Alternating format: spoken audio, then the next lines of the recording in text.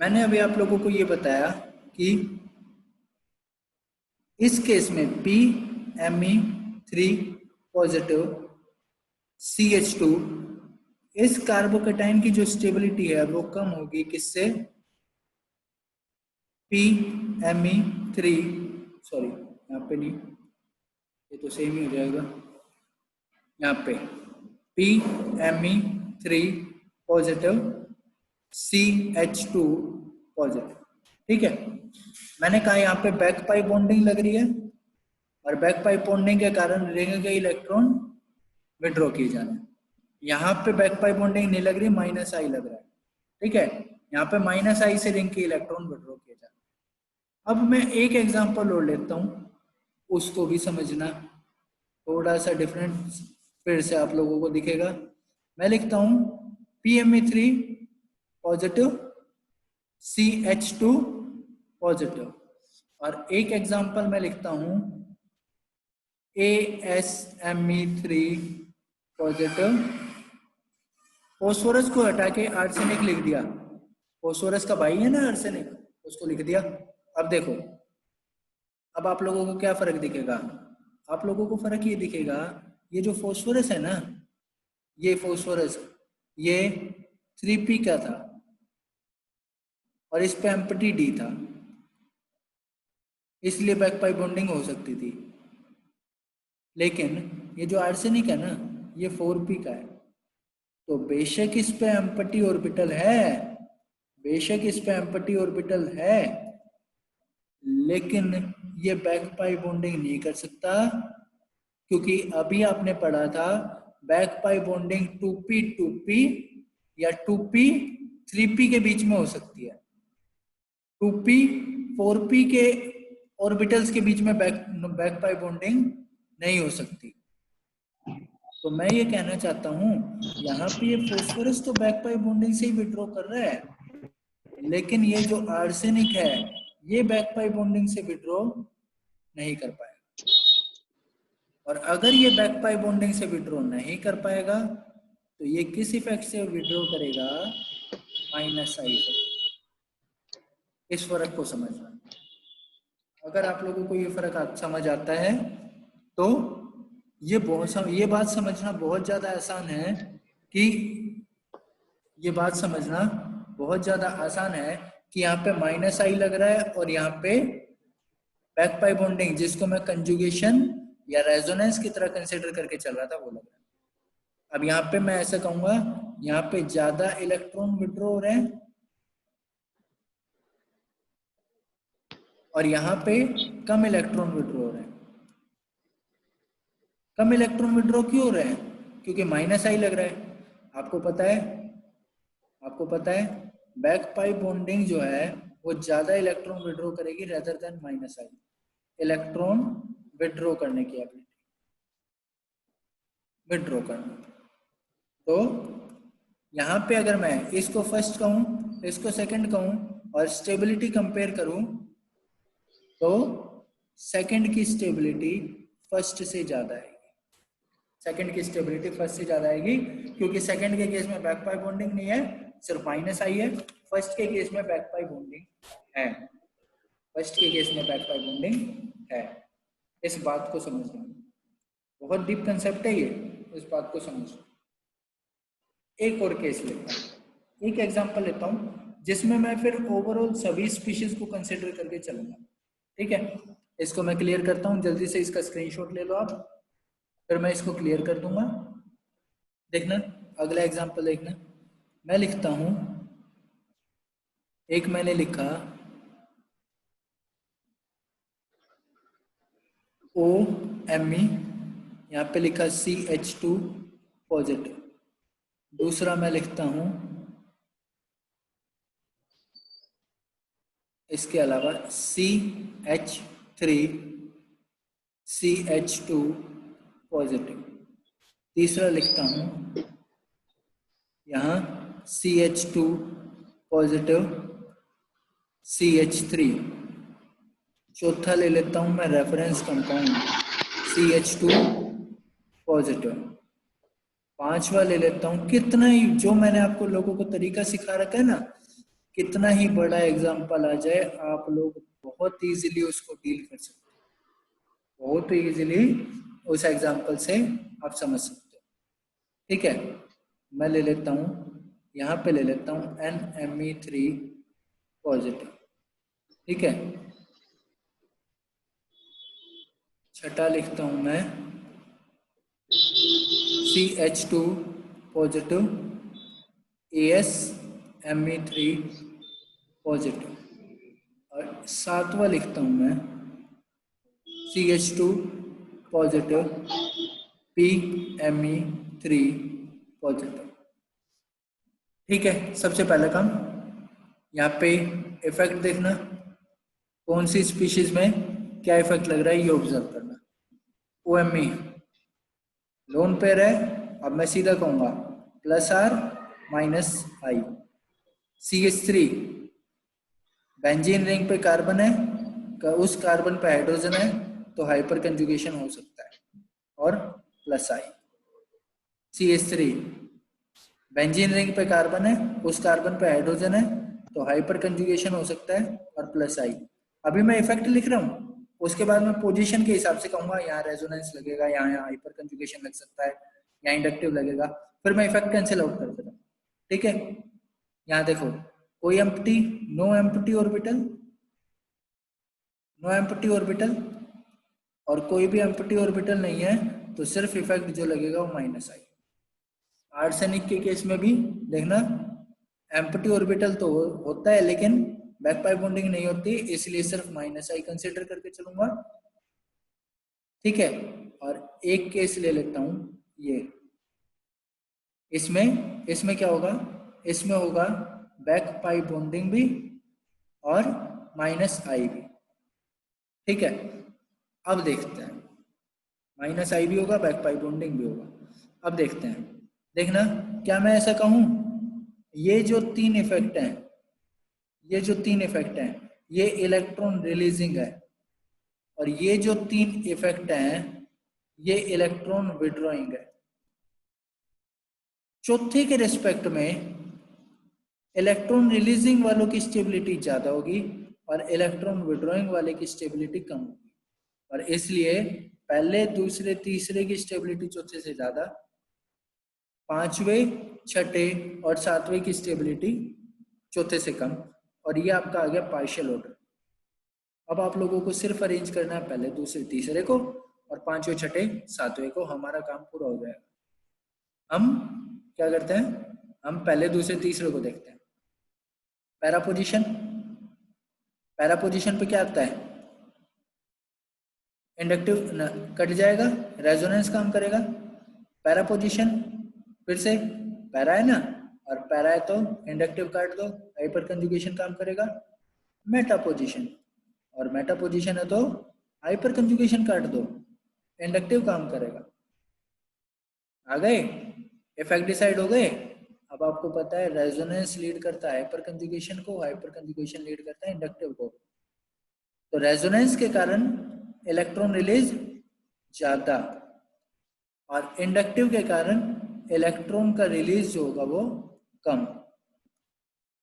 इसलिए पहले में इलेक्ट्रॉन का रिलीज दूसरे से ज्यादा, दूसरे में इलेक्ट्रॉन का रिलीज तीसरे से ज्यादा, और इसलिए पहले की स्टेबिलिटी दूसरे से ज्यादा, दूसरे की स्टेबिलिटी तीसरे से ज्यादा। और अब मैं क्या कहूंगा, यहाँ इस पार्शियल ऑर्डर को थोड़ा सा कंप्लीट कर दूंगा, पांचवें छठे सातवें को अरेंज करना बाकी रह गया। पांचवें छठे सातवें को अरेंज करते हैं। देखो पैरा पोजीशन पे है, और पैरा पोजीशन पे मैंने अभी बताया आपको बैक पाई बॉन्डिंग ऑपरेट कर सकती है, और तो पैरा पे ऑपरेट कर सकती है। बैक पाई बॉन्डिंग से मैं कहता हूं इलेक्ट्रॉन जो विड्रॉ है ना वो ज्यादा होंगे, ज्यादा होंगे। इंडक्टिव से मैं कहता हूं इलेक्ट्रॉन विड्रॉ जो है वो क्या होंगे, कम होंगे। तो यहाँ पे एक ऑर्डर और आ गया, जब सातवें में इलेक्ट्रॉन विड्रॉ ज्यादा तो सातवें की स्टेबिलिटी कम, जब पांचवें छठे में इलेक्ट्रॉन का विड्रॉ कम तो पांचवें छठे की स्टेबिलिटी सातवें से ज्यादा। एक और पार्शियल ऑर्डर आ गया, 5वां छठा इज मोर स्टेबल देन 7वां। अब 5वें छठे में देखते हैं। 5वें छठे में देखना, आपको पता है माइनस आई डिस्टेंस पे डिपेंड करता है। तो 1 2 3 4 4 बॉन्ड की डिस्टेंस है। 1 2 3 4 5। अब आप क्या कहोगे, 4 बॉन्ड की डिस्टेंस क्योंकि कम है और माइनस आई या इंडक्टिव इफेक्ट कहूंगा इनवर्सली प्रोपोर्शनल होता है डिस्टेंस के, तो यहाँ पे माइनस आई जो है वो ज्यादा है और यहाँ पे जो माइनस आई है वो कम है। और माइनस आई ज्यादा तो इलेक्ट्रॉन विड्रॉ ज्यादा, माइनस आई कम तो इलेक्ट्रॉन विड्रॉ कम। इलेक्ट्रॉन विड्रॉ ज्यादा तो स्टेबिलिटी कम, और इलेक्ट्रॉन विड्रॉ कम तो स्टेबिलिटी ज्यादा। इसलिए छठे की स्टेबिलिटी 5वें से ज्यादा, जो 7वें से ज्यादा स्टेबल। ऑर्डर कंप्लीट हो गया, ये ऑर्डर कंप्लीट हो गया। ठीक है, देखना एग्जांपल देखना। सी पॉजिटिव पीएच पीएच पीएच। देखो अगला लिखता हूं पीएच सी पॉजिटिव पीएच एच। तीसरा लिखता हूं पीएच CH2 पॉजिटिव। चौथा लिखता हूं CH3 पॉजिटिव। इन दोनों में आपको पहले, दूसरे, तीसरे और चौथे में स्टेबिलिटी ऑर्डर को अरेंज करना है। पहले, दूसरे, तीसरे, चौथे में स्टेबिलिटी ऑर्डर को अरेंज करना है। अब आपको पता है जब एक फिनाइल रिंग लगेगी, एक फिनाइल रिंग क्या करेगी, इस पॉजिटिव चार्ज को डिसअपियर करने की कोशिश करेगी। ठीक है, इस पॉजिटिव चार्ज को डिसअपियर करने की कोशिश करेगी, इसकी स्टेबिलिटी बढ़ाएगी। इस कैटायन की स्टेबिलिटी जो है वो क्या होगी, बढ़ेगी। देखना 3 फिनाइल रिंग लगाई, स्टेबिलिटी बहुत ज्यादा। 2 फिनाइल रिंग लगाई, स्टेबिलिटी कम। 1 फिनाइल रिंग लगाई, स्टेबिलिटी और कम। और कोई फिनाइल रिंग नहीं, स्टेबिलिटी सबसे कम। तो मैं कहूंगा पहले की स्टेबिलिटी दूसरे से ज्यादा, दूसरे की तीसरे से ज्यादा, तीसरे की चौथे से ज्यादा। और ऐसा इसलिए क्योंकि पहले स्ट्रक्चर में इस पॉजिटिव चार्ज का जो डिस्पर्सल है वो तीनों रिंग में, ये पॉजिटिव चार्ज तीनों रिंग में डिस्पर्स हो सकता है, इसमें भी, इसमें भी, इसमें भी। तो पॉजिटिव चार्ज डेंसिटी इस कार्बन पे कम हो जाएगी, और पॉजिटिव चार्ज डेंसिटी कम हो जाएगी तो स्टेबिलिटी बहुत ज्यादा बढ़ जाएगी। ठीक है, मैं अगले एग्जांपल की तरफ प्रोसीड करता हूं। ठीक है, देखना मैं इसको क्लियर करता हूं। अगला एग्जांपल मैं लेता हूं CH2H पॉजिटिव, और यहां से एक एक H हटा के फिर कुछ कुछ लिखता हूं। CH2 पॉजिटिव,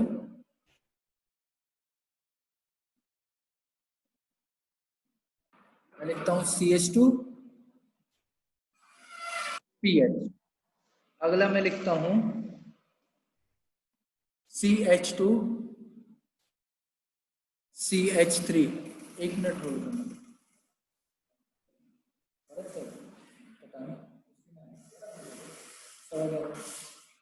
आया वो।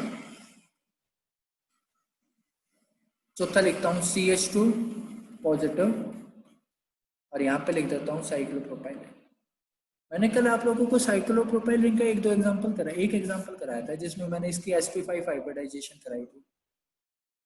कोई इनऑर्गेनिक के टीचर से अपने मत पूछ लेना कि सर sp5 हाइब्रिडाइजेशन तो होती नहीं, ये सर गलत बता रहे हैं। ऐसा मत करना, मैं गलत नहीं बता रहा, लेकिन होती भी नहीं है, सिर्फ परसेंटेज के बेसिस पे इसका sp5 कहा गया। ठीक है, पहले, दूसरे, तीसरे, चौथे को स्टेबिलिटी ऑर्डर में अरेंज करना है। ठीक है, पहले, दूसरे, तीसरे, चौथे को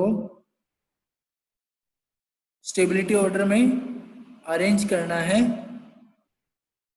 और पहले, दूसरे, तीसरे, चौथे को स्टेबिलिटी ऑर्डर में अरेंज करना है। तो एक चीज देखना कि पहले को मैं रेफरेंस कहूंगा क्योंकि पहले के रेस्पेक्ट में आपने एक फिनाइल रिंग लगाई है, एक CH3 लगाया है और एक साइक्लोप्रोपाइल रिंग लगाइए। ठीक है, देखना एक बार, CH2 पॉजिटिव, इसका क्या कंसिडर करोगे, प्लस आर, तो इस रिंग का क्या हो गया, plus are. CH3 group, CH3 group का जो मैंने हाइपर कंजुगेशन आप लोगों को बताया हुआ है, ये हाइपर कंजुगेशन मैंने आपको बताया हुआ है, तो यहाँ क्या लगेगा, हाइपर कंजुगेशन, और यहाँ तो बनाना बॉन्ड के कारण स्टेबिलिटी आती है, बेंट बॉन्डिंग कहते हैं। ठीक है, तो यहाँ पे ऐसे बेंट बॉन्ड आ जाता है, ऐसे ऐसे, और ये इस ऑर्बिटल के बहुत पास होता है। तो देखना, क्योंकि रेजोनेंस हाइपर कंजुगेशन को लीड करता है, मैं ऐसा कहता हूं दूसरे की स्टेबिलिटी तीसरे से ज्यादा, दूसरे की स्टेबिलिटी तीसरे से ज्यादा। ठीक है, और ये बनाना बॉन्ड वाली स्टेबिलिटी बहुत ही एक्सेप्शनल आती है, ये इस रेजोनेंस को भी लीड कर जाती है, इसलिए चौथे की स्टेबिलिटी सबसे ज्यादा, ये इस रेजोनेंस को भी लीड कर जाती है, इतनी ज्यादा यहां से इलेक्ट्रॉन डोनेट होते हैं। अल्टीमेटली क्या होना है, रेजोनेंस हो, हाइपर कंजुगेशन हो, या फिर ये हो, इलेक्ट्रॉन ही तो डोनेट होने हैं, लेकिन इस बनाना बॉन्ड वाले के कारण इलेक्ट्रॉन का डोनेशन बहुत ज्यादा है, इलेक्ट्रॉन डोनेशन बहुत बहुत ज्यादा है, किस केस में, यहाँ इस बनाना बॉन्ड वाले के केस में। ठीक है, इस चीज को ध्यान रखो। मैं अगले एग्जांपल पे चलता हूँ, इन्हीं 3 मेंबर रिंग वाले केस के एग्जांपल पे चलता हूँ। देखना, मैं अगला एग्जांपल ये लेता हूँ, सी एक 3 मेंबर रिंग, 2 मिथाइल ग्रुप। दूसरा केस लेता हूँ 2 3 मेंबर रिंग, 1 मिथाइल ग्रुप। तीसरा केस लेता हूँ 3 3 मेंबर रिंग। जब एक रिंग थी तभी ये बहुत ज्यादा स्टेबल हो गया, तो मुझे बताना, जब मैंने 3 3 रिंग लगा दी, 3 3 रिंग लगा दी, तो स्टेबिलिटी बहुत ज्यादा हो जाएगी। और आप इस बात को समझ सकते हैं कि, क्योंकि यहाँ पे देखो, इधर भी बनाना बॉन्ड दिखा दूंगा, इधर भी बनाना बॉन्ड दिखा दूंगा, और इधर भी बनाना बॉन्ड, तो बहुत ज्यादा, ये 3 रिंग के कारण बहुत ज्यादा डोनर एबिलिटी हो जाएगी, बहुत ज्यादा इलेक्ट्रॉन डोनेट हो जाएंगे इस पॉजिटिव चार्ज वाले कार्बन। तो मैं कहूंगा तीसरे की स्टेबिलिटी दूसरे से ज्यादा, और दूसरे की स्टेबिलिटी पहले से ज्यादा। इस बात को समझना, इस बात को समझना, इस बात को ध्यान रखना, समझना में ध्यान रखना, गांठ बांध लेना इसके। एक एग्जांपल और लेता हूँ, इसको क्लियर करता हूँ, जल्दी से इसका स्क्रीनशॉट ले लो, मैं इसको क्लियर करता हूँ, एक एग्जांपल और लेता हूँ। देखना example, we have 1.5 minute left in the Zoom meeting. ठीक है, देखना PH3C पॉजिटिव, इस एग्जांपल को आप लोग करोगे, ये आप लोगों के लिए असाइनमेंट टाइप हो गया।